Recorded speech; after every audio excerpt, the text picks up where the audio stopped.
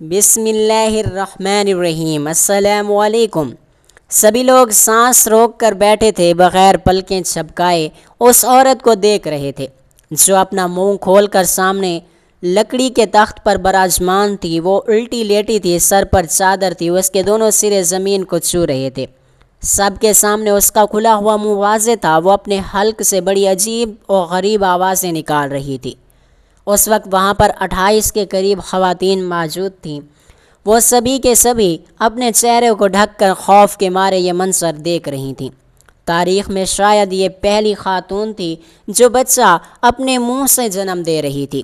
کئی مرد حضرات دیواروں پر چڑھ کر چھپ چھپ کر یہ منظر دیکھ رہے تھے۔ جیسے ہی اس عورت کے حلق سے بچہ نکلتا ہوا دکھائی دیا تو ایک بڑی عمر کی عورت اٹھی اور اعلان کر کے بولی، بہنوں بیٹیوں، دعا کے لیے ہاتھ بلند کرو۔ یہ لمحہ دعا کی قبولیت کا لمحہ ہے۔ وہ جھولی پھیلا کر سب کے سامنے مخاطب کر کے بولی، اس وقت جو بھی عورت صدقے دل سے دعا مانگے گی اس کی دعا قبول ہو جائے گی۔ سبھی عورتوں نے اپنے ہاتھ دعا کے لیے اٹھا دیے تھے اور اس پل وہاں پر اس عورت کے منہ سے ایک بچے نے جنم لے لیا۔ کرشماتی عورت کے نعرے بلند ہونے لگے تھے۔ ہر کوئی یہ معجزہ اپنی آنکھوں سے دیکھ رہا تھا۔ اس عورت کے ہاتھ چوم رہا تھا کہ یہ واقعی ایک کرشمی عورت ہے، ورنہ آج سے پہلے ایسا کبھی نہیں ہوا۔ سلطان محترم آج خلاف معمول صبح صبح اٹھے اور وزیر کو اپنے کمرے میں بلوایا۔ یوں سلطان محترم کے بلانے پر وزیر بھی گھبرا چکا تھا کہ خدا خیر کرے، آج سے پہلے تو سلطان محترم نے کبھی بھی اس وقت اپنے کمرے میں مجھے نہیں بلایا تھا۔ وزیر سوچتا سوچتا تیز تیز قدم اٹھاتا سلطان محترم کے کمرے میں اجازت لے کر داخل ہو گیا۔ سامنے دیکھا تو سلطان محترم اپنے بستر پر نیم دراز بیٹھے تھے، چہرے پر ایک غمگین مسکراہٹ تھی۔ وزیر جلدی جلدی قدم اٹھا کر سلطان محترم کے پاس گیا اور اگلے ہی پل پیروں کی جانب کھڑا ہو کر کہنے لگا کہ سلطان معظم، آپ پر میرے ماں باپ قربان، میں آپ کے قدموں میں ساری عمر لٹا دوں۔ خیریت تو ہے؟ آپ نے صبح صبح مجھ ناچیز کو یاد کیا، آپ کی طبیعت تو ٹھیک ہے؟ سلطان محترم نے اپنے اس وزیر کو اپنی اس قدر و فکر کرتے ہوئے دیکھا تو چہرے پر معانی خیز مسکراہٹ چھائی تھی۔ پھر کہنے لگے کہ کچھ نہیں، میں بالکل صحیح سلامت ہوں، بس آج میرا دل چاہتا ہے کہ میں اپنی سلطنت میں دورہ کروں۔ اتنا سننا تھا کہ اگلے ہی پل وزیر بولا کہ میں آپ کے لیے ابھی لباس کا انتظام کرواتا ہوں، بتائیں آپ کس بھیس میں سلطنت میں جائیں گے؟ مگر سلطان محترم اگلے ہی پل گلا کھنکھار کر کہنے لگے کہ میں نہیں، اس مرتبہ ہم اپنا بھیس نہیں بدلیں گے، بلکہ اس لیے میں اپنے پسندیدہ گھوڑے پر بیٹھ کر یہ سفر کریں گے۔ وزیر فوراً سر تسلیم خم کرتا ہوا وہاں سے جا چکا تھا۔ کچھ ہی دیر بعد شاہی سواری تیار ہو چکی تھی۔ سلطان محترم نے اپنے ساتھ نہ ہی سپاہیوں کا ایک دستہ لیا تھا اور نہ ہی پروٹوکول، بلکہ سادگی کے ساتھ اپنے گھوڑے پر بیٹھے وزیر ان کے ساتھ تھا۔ باقی سپاہیوں کو محل میں رہنے کا حکم دیا۔ وہ خود صبح صبح سلطنت میں دورے کے لیے نکل گئے۔ وزیر سمجھ رہا تھا کہ شاید سلطان محترم بازاروں کا دورہ کریں گے، جہاں پر تعمیری کام کیے جا رہے ہیں وہاں پر جائیں گے، لیکن سلطان محترم نے آج بستیوں کا اور گاؤں کا رخ کیا تھا جہاں پر لوگ رہ رہے تھے۔ اپنے ساتھ انہوں نے ان گنت پوٹلیاں باندھ رکھی تھیں جن میں معقول رقم موجود تھی۔ جو بھی گھرانہ انہیں متوسط لگتا یا پھر جس گھر سے صبح کے وقت ناشتے کی خوشبو نہ آ رہی ہوتی، سلطان محترم پیسوں کی ایک پوٹلی ان کے گھر کے باہر رکھ کر دروازے پر دستک دے کر آگے بڑھ جاتے تھے۔ گھروں سے خواتین یا بچے یا پھر کوئی مجبور شخص نکلتا، سلطان محترم کو جاتا دیکھتا تو اگلے ہی پل یہ نعرہ بلند کر دیتا کہ سلطان محترم زندہ باد، خدا آپ کی عمر کو دراز کرے۔ خوشی سے آنکھوں میں آنسو تھے اور لبوں پر دعا تھی۔ سلطان محترم مطمئن انداز میں کہنے لگے کہ دیکھو وزیر، یہ بھی ایک طرح کی عبادت ہے کہ میں خدا کے بندوں کے کسی کام آ رہا ہوں۔ وزیر سلطان محترم کے پیش قدم کرتا ہوا آگے بڑھ رہا تھا، تبھی ایک علاقے میں آ کر ان کا گھوڑا رک سا گیا اور وہ گھوڑے کو آگے بڑھانے لگے، لیکن گھوڑا تو اس گلی میں ہی رک چکا تھا، آگے بڑھ ہی نہیں رہا تھا۔ یہاں تک کہ وزیر اپنے گھوڑے سے اترا اور سلطان محترم کے گھوڑے کو آگے کی جانب کھینچنے لگا، لیکن وہ تو آگے جانے سے نفی کر چکا تھا۔ آخر ایسا کیا تھا؟ سلطان محترم نے خود گھوڑے کی گردن کو تھپ تھپا کر آگے بڑھنے کا کہا، لیکن وہ آگے بڑھنے کا نام ہی نہیں لے رہا تھا۔ سلطان محترم اس گلی میں اتر گئے، گھوڑے کو وہیں روک کر پسے پشت ہاتھ باندھ کر وہ آگے بڑھ گئے تھے کہ تبھی ایک گلی سے انہیں کچھ شور شرابے کی آواز آنے لگی۔ ایسے لگ رہا تھا جیسے افراتفری سی مچی ہوئی ہو، لوگ ایک دوسرے کو دھکے دے رہے ہیں، آگے نکلنے کی جنگ چھڑ چکی ہے۔ سلطان محترم نے وزیر کو اشارہ کیا اور وزیر کے ساتھ ہی مقام تک پہنچ گئے۔ دیوار کی اوٹ میں کھڑے ہو کر منظر دیکھنے لگے۔ یہاں پر سینکڑوں کی تعداد میں لوگ موجود تھے۔ صبح ہی صبح ایک گھر کے باہر اتنا رش دیکھ کر سلطان محترم وزیر سے پوچھنے لگے کہ کیا اس گھر میں کوئی فوتگی ہو گئی ہے یا پھر شادی کا موقع ہے؟ یہاں پر لوگوں کی اتنی بھیڑ کیوں جمع ہو چکی ہے؟ وزیر کہنے لگا کہ سلطان محترم آپ ذرا رکیں، میں ابھی پوچھ کر آتا ہوں۔ سلطان محترم وہیں پر کھڑے لوگوں کو دیکھ رہے تھے، جن کا حلیہ نہ ہی سوگواروں والا تھا اور نہ ہی خوشیوں والا تھا۔ انہوں نے تو بالکل سادہ لباس پہن رکھے تھے۔ وزیر جب واپس آیا تو چہرے پر ایک پریشانی سی نمودار تھی، جو پر سلطان محترم کو وزیر نے بتائی۔ وہ سن کر سلطان محترم حیران رہ چکے تھے، آخر یہ ممکن کیسے تھا؟ اگلے ہی پل وزیر سے ایک مرتبہ پھر کہا کہ کیا میں جو سمجھ رہا ہوں تم نے وہی کچھ بولا ہے؟ وزیر سر جھکا چکا تھا، لگا کہ جی سلطان محترم آپ نے بالکل صحیح سماعت فرمایا، اس گھر میں ایک ایسی عورت موجود ہے جو منہ سے بچے پیدا کرتی ہے۔ یہ بات جس قدر عجیب تھی اس قدر حیران کن بھی تھی۔ آخر یہ کیسے ممکن تھا کہ کوئی بھی عورت اپنے منہ سے بچے کو پیدا کر سکے؟ سلطان محترم نے یہی الفاظ جب وزیر سے کہے تو وزیر کہنے لگا کہ یہاں پر تو لوگ اسے کرشمہ کہہ رہے ہیں کہ یہ عورت بڑی کرشماتی ہے، اپنے منہ سے بچوں کو پیدا کر دیتی ہے۔ یہ بچے بالکل عام بچوں جیسے ہی ہوتے ہیں، لیکن یہ عورت اپنے بچوں کو ہاتھ تک لگانے نہیں دیتی۔ لوگ یہ کرشمہ دیکھنے کے لیے دور دور سے ان کے ہاں چلے آ رہے ہیں۔ یہ اس کا دوسرا بچہ ہے جو یہ اپنے منہ سے پیدا کر رہی ہے۔ سلطان محترم یہ الفاظ سن کر جتنا حیران ہوتے اتنا کم تھا۔ وہاں سے فوراً واپس اپنے محل لوٹ گئے۔ جیسے ہی دربار سجا تو کوئی لوگ اپنے مسائل لے کر آنے لگے۔ سلطان محترم نے سلطنت میں چل رہے اس مسئلے کے بارے میں جب وہاں موجود آئے لوگوں سے پوچھا تو وہ لوگ بھی سلطان محترم سے عرض کرنے لگے کہ جی ہاں سلطان محترم نے بھی اپنے کانوں سے ایسی عورت کے بارے میں سن رکھا ہے۔ باقاعدہ وہاں موجود لوگوں کا کہنا تھا کہ ہم نے اپنی آنکھوں سے اسے دیکھا بھی ہے کہ جب وہ عورت اپنے منہ سے بچے کو پیدا کرتی ہے۔ وہاں موجود ایک خاتون کا کہنا تھا کہ اس وقت میں اس عورت کے پاس ہی موجود تھی کہ جب بچہ پیدا کرتے ہوئے اس کا منہ بہت زیادہ کھل گیا تھا، اس کے حلق سے بچہ نکل کر باہر گرا تھا، بالکل صحیح سلامت اور ثابت۔ یہ بات تو کسی کرشمے سے کم ہی نہیں تھی۔ سلطان محترم تو مزید پریشان ہو چکے تھے کہ کوئی بھی عورت اپنے منہ سے بچہ پیدا کر بھی کیسے سکتی تھی؟ بچے کا وجود اور انسانی گلا ایک برابر کیسے ہو سکتا تھا؟ سلطان محترم اگلے ہی پل اپنے تخت سے اٹھے، کہنے لگے کہ یہ کام تو خدا کے قانون کے سخت خلاف ہے۔ میں کیسے مان لوں کہ ایک عورت سچ مچ اس طرح سے بچے کو دنیا میں لا رہی ہے؟ اس کے پیچھے کوئی نہ کوئی راز ضرور موجود ہے۔ سلطان محترم کا ذہن تو اس عورت کی باتوں میں اٹکا ہوا تھا۔ اپنے سپاہیوں کو علاقے میں بھیجا اور خاص تاکید کی کہ جا کر پوچھ کے ذرا آؤ کہ عورت کون ہے اور اس کا شوہر کون ہے اور کیا کرتا ہے، اور کیا سچ مچ لوگ عینی شاہد ہیں یا صرف اور صرف ایک رچایا گیا کھیل ہے؟ سپاہی اس روز چھان بین کرنے کے لیے نکل چکے تھے۔ دو روز بعد وہ سپاہی وہاں پر سلطان محترم کی خدمت میں حاضر ہوئے اور سلطان محترم کو کہنے لگے کہ وہ عورت تو کنواری ہے اور اس کی شادی ہی نہیں ہوئی، بغیر شادی کے وہ اپنے منہ سے بچے پیدا کر رہی ہے۔ یہی وجہ ہے کہ ہر کوئی اسے کرشمہ کہہ رہا ہے۔ اس عورت کی بہت عزت کرتے ہیں، لوگوں کا رش اس کے گھر کے باہر اتنا زیادہ ہوتا ہے کہ صبح سے شام ہو جاتی ہے۔ لوگ اسے کرشماتی خاتون یا پھر منہ سے بچہ پیدا کرنے والی خاتون کہہ کر مخاطب کر رہے ہیں۔ ہر کوئی اسے بڑی عزت کی نگاہوں سے دیکھ رہا ہے۔ کئی لوگوں سے جب اس خاتون کے بارے میں پوچھا گوش کی گئی تو کہنے لگے کہ وہ تو ہمارے لیے کسی فرشتے سے کم نہیں ہے۔ میرا بیٹا شدید بیمار تھا، ایک ہی اکلوتی اولاد تھی، میں نے بہت جگہوں سے اس کا علاج کروایا، کتنے ہی طبیبوں پر اپنی جائیداد لٹا دی، لیکن میرا بیٹا صحت یاب نہیں ہو پایا تھا۔ میری بیوی اس کرشماتی عورت کے پاس گئی اور جا کر اسے اپنا مسئلہ بیان کیا اور وہ عورت جھک کر میری بیوی کے پاس ہی بیٹھ گئی تھی۔ میری بیوی کو دعائیں دینے لگی، پھر بولی کہ اپنے بیٹے کو یہاں میرے پاس لے کر آؤ، تمہارے بیٹے کی تو ہر بیماری میں دور کر دوں گی۔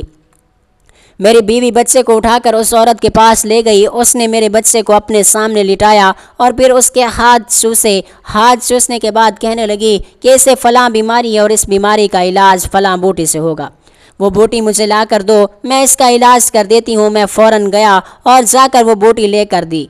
خدا کی قسم وہ بوٹی کھاتے ہی میرا بچہ بالکل اٹھ کر چلنے پھرنے لگا۔ سچ مچ وہ ایک کرشماتی عورت ہے۔ اپنے بچے کی زندگی پا کر میں نے اس عورت کے نام اپنی زمین کا ایک ٹکڑا بھی کر دیا ہے۔ آخر اس نے میرے بچے کو دوسری زندگی لوٹا کر دی ہے۔ سپاہی سلطان محترم کو ایک ایسے ہی واقعات بتا رہے تھے جو وہاں پر موجودہ لوگوں سے سنے گئے تھے۔ سلطان محترم کے چہرے پر تشویش اتر آئی۔ آخر ایسا کیسے ممکن ہو سکتا ہے؟ انہیں اس عورت کے بارے میں تشویش ہونے لگی۔ وہ تو حاملہ بھی نہیں تھی اور کتنے ہی لوگوں کے سامنے منہ سے بچہ پیدا کر کے دکھاتی تھی۔ آخر سلطان محترم نے خود فیصلہ کر لیا کہ وہ جا کر اس عورت سے ملاقات کریں گے۔ اگلے ہی روز سلطان محترم بھیس بدل کر اس خاتون کے گھر پہنچ چکے تھے۔ یہیں بتایا گیا تھا کہ سلطان محترم ایک امیر و کبیر تاجر ہیں اور اس کرشماتی عورت سے ملنا چاہتے ہیں۔ سلطان محترم کو لگا تھا کہ یہ کوئی تیز ترار چالاک قسم کی عورت ہوگی جو اس طرح کے کام کر کے لوگوں کو لوٹ رہی ہوگی، لیکن سلطان محترم جس مہمان خانے میں بیٹھے تھے وہاں پر ایک لڑکی چل کر آئی۔ سلطان محترم نے نظر اٹھا کر دیکھا، پھر نظر بدل لی کہ ہو سکتا ہے اس کے بعد وہ عورت داخل ہو جو کہ منہ سے بچے پیدا کرتی ہو، لیکن سلطان محترم کو دھچکا تو اس وقت لگا جب ساتھ ایک عورت آئی جو خود کو اس لڑکی کی دادی بتا رہی تھی۔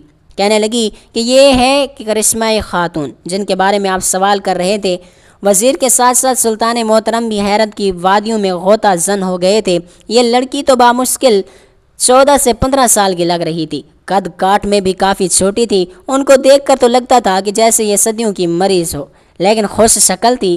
سلطان محترم کے سامنے آ کر کہنے لگی کہ جی بتائیے آپ کیوں بات کرنا چاہتے تھے؟ سلطان محترم نے اسے باغور دیکھنے کے بعد کہا کہ میں نے آپ کے بارے میں بہت کچھ سن رکھا ہے۔ لوگ جو کچھ آپ کے بارے میں کہتے ہیں کیا وہ سچ ہے؟ آپ ہی وہ خاتون ہیں جو کہ عجیب طریقے سے بچے کی پیدائش کرتی ہیں۔ یہ سن کر وہ عورت کہنے لگی کہ جی ہاں بالکل صحیح سنا آپ نے، میں ہی وہی عورت ہوں۔ اتنا سننا تھا کہ سلطان محترم اگلے پل جو کچھ بولے سن کر وہ عورت تھوڑی گھبرا سی گئی۔ سلطان محترم کہنے لگے کہ میں ہرگز اس بات پر یقین نہیں کر سکتا کہ آپ منہ سے بچے کی پیدائش کرتی ہیں۔ مجھے یہ سراسر ایک ڈھونگ اور ڈرامہ لگتا ہے جو کہ آپ لوگوں میں سے اپنا ایک معیار بنانے کے لیے ایسا کر رہے ہیں تاکہ لوگ آپ کو کرشماتی کہہ کر آپ کے پاس چلے آئیں اور آپ کو ایک معقول رقم دے کر جائیں۔ جیسے ہی یہ بات اس خاتون نے سنی تو اگلے ہی پل اس کا چہرہ سرخ لال ہو چکا تھا۔ اس کی دادی وہیں پر موجود تھی، غصے سے بفرا کر اٹھی، شاید وہ سلطان محترم سے جھگڑا کرنے والی تھی، لیکن تبھی سلطان محترم کہنے لگے میں ایک بہت بڑا امیر و کبیر تاجر ہوں، کتنے ہی عجائب گھر اور عجوبے دیکھ رکھے ہیں۔ اگر آپ سچ مچ اپنے منہ سے ایک بچہ پیدا کر کے دکھا سکتی ہیں تو میں آپ کو مالا مال کر دوں گا، آپ کو اتنی رقم دوں گا کہ آپ سوچ بھی نہیں سکتی۔ جیسے ہی دادی اور پوتی نے یہ الفاظ سنے تو اگلے پل گویا موم جیسے نرم ہو چکی تھیں، فوراً کہنے لگیں کہ آخر آپ ہمیں اتنے پیسے دیں گے کس لیے؟ سلطان محترم کہنے لگے کہ بس اسی بات کو آپ چھوڑ دیں، آپ پہلے وہ بچہ دکھائیں جو آپ نے اپنے منہ سے پیدا کیے ہیں۔ سلطان محترم نے جب ان دونوں بچوں کو دیکھا جن میں سے ایک بچہ 2 سال کا جبکہ دوسرا بچہ 2 ہفتے پہلے ہی دنیا میں آیا تھا، اسے سلطان محترم کے ہاتھوں میں دیا گیا تھا۔ سلطان محترم نے باغور ان بچوں کو دیکھا جو کہ بالکل عام بچوں کے جیسے ہی دکھائی دیتے تھے۔ سلطان محترم کہنے لگے کہ جب تک میں اپنی آنکھوں سے آپ کو براہ راست اپنے منہ سے بچے کو پیدا کرتے ہوئے نہیں دیکھوں گا میں یقین نہیں کر سکتا۔ آپ ایک بچہ پیدا کر کے مجھے دکھائیں تو میں اس کی منہ مانگی قیمت آپ کو عطا کر سکتا ہوں۔ یہ سن کر وہ لڑکی بجائے خوش ہونے کے اس مرتبہ تھوڑی گھبرا گئی تھی۔ اگلے ہی پل کہنے لگی کہ میں پیسوں کی لالچی تو نہیں ہوں، نہ ہی میں پیسوں کی لالچ میں یہ سب کچھ کرتی ہوں، بلکہ یہ مجھ پر ایک خاص عطا ہے اور میں اسے پیسوں کے لیے ہرگز استعمال نہیں کر سکتی۔ آپ غلط جگہ پر آئے ہوئے ہیں، بہتر ہے کہ یہاں سے چلے جائیں۔ ایک دم سے اس کا بدلتا ہوا رویہ دیکھ کر سلطان محترم حیران رہ گئے تھے۔ انہیں تو لگا تھا کہ شاید یہ دونوں لالچی ہوں گی، وہ لالچ میں ہی یہ کام کرتی ہوں گی تاکہ ان کے یہاں آنے والے لوگ ان کو نذرانے دے کر جا سکیں اور یوں یہ زیادہ سے زیادہ پیسے بٹور سکیں۔ سلطان محترم نے بھی ان کو ایسا ہی لالچ دیا تھا، لیکن بجائے باتوں میں آنے کے وہ تو الٹا غصے میں آ چکی تھیں۔ سلطان محترم وہاں سے اٹھ کھڑے ہوئے تھے، اب آگے کیا کرنا تھا وہ بہتر جانتے تھے۔ اپنے محل کی کنیزوں کو چند روز بعد اس محل میں بھیجا اور سوال کرنے لگے کہ آخر کتنے ماہ بعد یہ عورت ایک بچے کو جنم دیتی ہے؟ سبھی لوگوں نے کہا تھا کہ اس کا کوئی وقت مقرر نہیں، یہ کنواری بغیر حمل کے یہ کام کرتی ہے، نہ ہی گھر سے باہر نکلتی ہے اور نہ ہی کسی سے فالتو بات چیت کرتی ہے۔ بلکہ ہر وقت گھر میں ہی رہتی ہے۔ اسے صرف اور صرف تب بھی دیکھا جاتا ہے جب اس نے بچہ پیدا کرنا ہو۔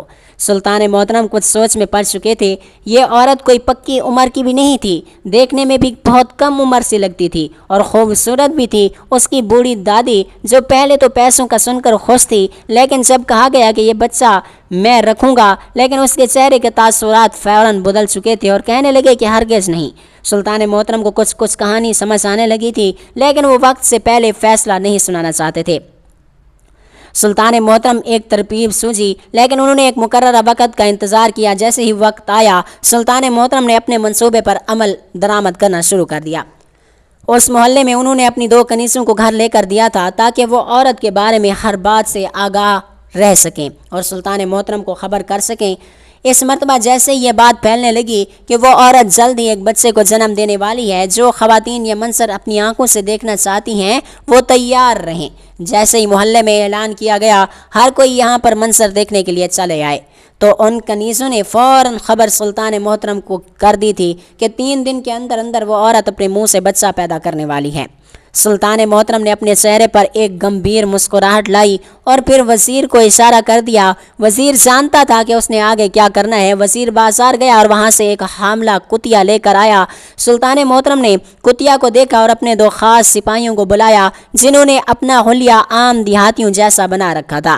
سلطان محترم سے کچھ دیر بات چیت کرتے رہے اور پھر وہ حاملہ کتیا ان کے حوالے کر دی۔ وہ دونوں اپنے ساتھ انہی 2 کنیزوں کو لے کر چلے گئے جو کہ اسی محلے میں رہتی تھی۔ اتفاق سے وہ گھر بھی اس منہ سے بچے پیدا کرنے والی کرشماتی عورت کے گھر کے سامنے ہی تھا۔ وہ چاروں لوگ اس گھر میں داخل ہو گئے۔ اگلی صبح ہی محلے میں جو اعلان ہوا وہ ناقابل یقین تھا۔ محلے میں یہ اعلان کیا گیا کہ حاملہ کتیا کا یہ کرشمہ دیکھ کر آپ لوگ دنگ رہ جائیں گے۔ حاملہ کتیا اپنے کانوں سے بچوں کو جنم دے گی۔ جیسے ہی لوگوں نے یہ بات سنی تو دوڑے دوڑے وہاں تک آ چکے تھے جہاں پر اس حاملہ کتیا کو باندھ دیا گیا تھا۔ اس گھر کے دروازے کھول دیے گئے تھے۔ کتیا کو سجا کر انسانوں کی طرح کپڑے پہنا دیے گئے تھے۔ ایک کرسی پر بٹھا دیا گیا تھا۔ وہ حاملہ تھی اور انسانوں کے ساتھ سدھائی ہوئی تھی۔ لوگ حیرت سے اس کتیا کو دیکھ رہے تھے، کہنے لگے کہ ارے بھائی، یہ کیسے ممکن ہے کہ ایک کتیا اپنے کان سے بچوں کو جنم دے سکتی ہے؟ یہ تو ناممکن سی بات ہے۔ لیکن وہ سپاہی اور کنیز اس بات کا یقین دلانے لگے کہ یہی حقیقت ہے، یہ کتیا آج سے پہلے 3 مرتبہ اپنے کانوں سے بچوں کو جنم دے چکی ہے۔ اسی طرح اس عجیب خلقت کتیا کو ہم یہاں پر لے کر آئے ہیں تاکہ یہ منظر آپ سب کو دکھا سکیں۔ کتنے ہی لوگ اپنی آنکھوں پر یقین نہیں کر پا رہے تھے، کہنے لگے کہ نہیں، یہ جھوٹ ہے، یہ حقیقت نہیں۔ تبھی وہاں پر موجود ایک سپاہی کہنے لگا کہ یہ جھوٹ کیوں ہے؟ جب ایک عورت اپنے منہ سے انسانی بچہ پیدا کر سکتی ہے تو وہ بھی بغیر شوہر کے کنوارے ہوتے ہوئے اپنے منہ سے بچے کو جنم دے سکتی ہے، تو یہ کتیا حاملہ ہونے کے بعد اپنے کان سے اپنے بچوں کو کیوں نہیں جنم دے سکتی؟ یہ الفاظ سن کر ہر کوئی لاجواب رہ چکا تھا، کوئی بھی ماننے کو تیار نہیں تھا۔ وہیں سامنے والے گھر میں وہ کرشماتی عورت جو کہ دیکھنے میں 14 سے 15 سال لڑکی تھی، اس کی دادی بھی یہی خبر سن کر حیران رہ چکی تھی۔ جب اس بوڑھی دادی نے یہ دیکھا کہ لوگ اس کے گھر کے بجائے سامنے والے گھر میں ذوق در ذوق جا رہے ہیں، وہ کسی نے بھی اس کے گھر کا رخ نہیں کیا، تو وہ غصے سے آگ بگولا ہو چکی تھی۔ اگلے ہی پل اپنے گھر کے دروازے پر کھڑی ہو کر کہنے لگی کہ خیر، میری کرشماتی پوتی اپنے منہ سے بچے کو جنم دینے والی ہے۔ آؤ آ کر یہ کرشمہ دیکھو، کیسے ایک عورت انسانی بچہ اپنے منہ سے جنم دیتی ہے، جس سے اس کا جو بھی بچہ بیمار ہے وہ یہاں پر آئے اور دعا مانگے، دیکھنا اس کی مراد کیسے پوری ہوتی ہے۔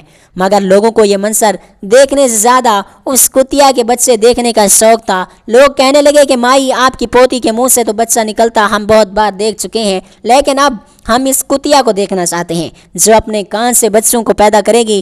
یہ سن کر تو عورت آگ بگولا ہو چکی تھی، جبکہ سپاہی اور کنیز کھڑے طنزیہ انداز میں ہنس کر اس بوڑھی عورت کو دیکھنے لگے، جس کا تو بس ہی نہیں چل رہا تھا کہ وہ آ کر اس کتیا کا ہی قتل کر ڈالے۔ اسی وقت جب دروازے پر یہ شور سا اٹھا ہوا تھا کہ ایک شور برپا ہوا، یا ادب با ملاحظہ ہوشیار سلطان محترم تصویر ڈال رہے ہیں۔ اس خبر کا آنا تھا کہ لوگ فوراً بادب طریقے سے کھڑے ہو گئے۔ ہر کوئی اس جانب کو دیکھنے لگا تھا جہاں سے سلطان محترم اپنی ساری سواری میں بیٹھ کر یہاں پر آ رہے تھے۔ سب کی تو حالت غیر ہونے لگی تھی۔ کوئی بھاگا بھاگا سلطان محترم کی طرف جا رہا تھا۔ جب اس عورت نے باغور سلطان محترم کا چہرہ دیکھا تو وہ جان چکی تھی کہ یہی وہ شخص ہے جو اس روز میرے گھر میں تاجر بن کر آیا تھا۔ اتنا دیکھنا تھا کہ اگلے ہی پل وہ اپنے گھر سے بھاگنے لگی۔ اس کی پوتی یوں ہی بے چارگی حالت میں اپنے گھر کے تخت پر اوندھی لیٹی تھی۔ اپنی دادی کو یوں بھاگتا دیکھ کر وہ گھبرانے لگی، رونے لگی، لیکن کنیز نے اس بوڑھی عورت کو پکڑ لیا تھا۔ ہر کوئی سلطان محترم کو سلام پیش کر رہا تھا۔ ہر ایک سلام کا جواب دینے کے بعد سلطان محترم آئے اور چہرے پر ایک گہری مسکراہٹ سجا کر کہنے لگے کہ میں دیکھنے آیا ہوں کہ ایک عورت اپنے منہ سے بچہ کیسے پیدا کر سکتی ہے اور ایک کتیا اپنے کان سے اپنے بچوں کو جنم کیسے دیتی ہے۔ ہر ایک کو گویا سانپ سونگھ چکا تھا۔ سلطان محترم چلتے ہوئے پہلے اس لڑکی کے پاس آئے جس کی حالت کافی دکھی دکھائی دے رہی تھی۔ وہ درد سے کراہ رہی تھی۔ کنیز کو کہا کہ اسے سیدھا لٹایا جائے۔ سلطان محترم اس سے سوال کر رہے تھے کہ بتاؤ یہ سب کچھ کیا ہے، تم اپنے منہ سے بچوں کو کیسے پیدا کرتی ہو؟ لیکن وہ بول ہی نہیں پا رہی تھی۔ جب اس کے منہ سے کپڑا ہٹا کر دیکھا تو اس کے حلق میں لوہے کا ایک ایسا آلہ رکھا گیا تھا جس سے اس کا حلق بہت چوڑا ہو چکا تھا اور اس کے حلق میں انسانی بچے کے مشابہ سر اور بال گھسیڑے گئے تھے۔ کچھ ہی دیر بعد اس لڑکی کو الٹی ہوئی اور وہ سر تھوڑا باہر نکل آنے لگا۔ کنیز نے آگے بڑھ کر اس لڑکی کے منہ سے جب وہ نکالا تو وہ صرف اور صرف ایک نکلی سر تھا۔ سبھی حیران کھڑے تھے کہ آخر یہ ماجرا کیا ہے۔ تبھی تخت کے نیچے بچے کے رونے کی آواز آنے لگی۔ جب دیکھا گیا تو ایک نامولود بچہ بالکل ننگا اس تخت کے نیچے لٹایا گیا تھا۔ ساری کہانی سب کے سامنے کھل کر آ چکی تھی۔ وہ لڑکی اپنے منہ سے بچہ پیدا نہیں کرتی تھی بلکہ جان بوجھ کر لوگوں کو بیوقوف بنانے کے لیے سب کچھ کیا کرتی تھی۔ وہ لڑکی روتے ہوئے خود پر گزری ہوئی اذیت بتانے لگی کہ کیسے میری دادی مجھ پر ظلم کرتی ہے۔ میرے ماں باپ تو کب کا انتقال کر چکے ہیں۔ مجھے کمائی کا ذریعہ بنانے کی خاطر اس نے میرے ساتھ ایسا کیا ہے۔ میرے حلق میں ایسے لوہے کے آلے دیتی ہے جس سے میرا حلق کافی کھل جاتا ہے اور نکلی بچے کا سر ڈال کر یہ کہتی ہے کہ اپنے منہ سے بچے کو پیدا کرتے ہوئے جیسے ہی میرے منہ سے بچے کا سر دکھائی دیتا ہے تو یہ عورتیں فوراً میرے آگے آ کر کھڑی ہو جاتی ہیں، لوگوں کو دعا کے لیے کہتی ہیں اور اسی وقت میں گزشتہ رات پیدا کیے جانے والے بچے نکال کر سامنے فرش پر گرا دیتی ہوں جیسے یہ لوگ سمجھتے ہیں کہ میں نے اس کو منہ سے جنم دیا۔ یہ سن کر ہر کوئی حیران کھڑا تھا، دونوں کو ملامت کر رہا تھا کیونکہ یہ لوگ کرشمہ دیکھنے کے بعد انہیں حسب توفیق رقم دے جاتے تھے۔ کوئی اناج دی جاتا تھا تو کوئی سونا چاندی پکڑا جاتا تھا، جبکہ وہ حاملہ کتیا والا صرف اور صرف ایک منصوبہ تھا تاکہ لوگوں کے سامنے حقیقت آ سکے۔ حقیقت کھل کر لوگوں کے سامنے آئی تو ہر کوئی یہی کہنے لگا کہ ان دونوں کو سخت سے سخت سزا دینی چاہیے، ان کو تو کوڑے مارے جانے چاہیے۔ سلطان محترم نے ان دونوں دادی پوتی کو قید خانے میں ڈال دیا جبکہ وہ کرشماتی عورت دراصل دادی کے ساتھ دوسرے شہر جاتی تھی اور وہاں بدکاری کر کے حاملہ ہو جاتی تھی۔ پھر وہ بچہ پیدا ہوتا تھا اور منہ مانگی قیمت پر وہ ان کو دے دیتی تھی جن کے ہاں اولاد نہ ہوتی۔ سلطان محترم نے ہر ایک کو کہا کہ وہاں پر کڑی نگاہوں سے دیکھا جائے کہ ہر ایک کو کرشمہ کہہ کر معتبر نہ بناؤ، یہ سراسر گناہ ہے۔ خدا نے انسانوں کے لیے جو اصول و ضوابط قائم کیے ہیں وہ قیامت تک نہیں بدلنے والے، یہ صرف اور صرف شعور اور علم کی کمی ہے۔ جو لوگ آپ سب کو بے وقوف بناتے ہیں۔ اس کے بعد سلطان محترم نے فیصلہ سنایا کہ اس طرح کا کوئی بھی ڈھونگی دوبارہ میری سلطنت میں آیا تو اسے سر عام پھانسی دے دی جائے گی۔ ہر کوئی سلطان زندہ باد کے نعرے لگا کر سلطان کو رخصت کر چکا تھا۔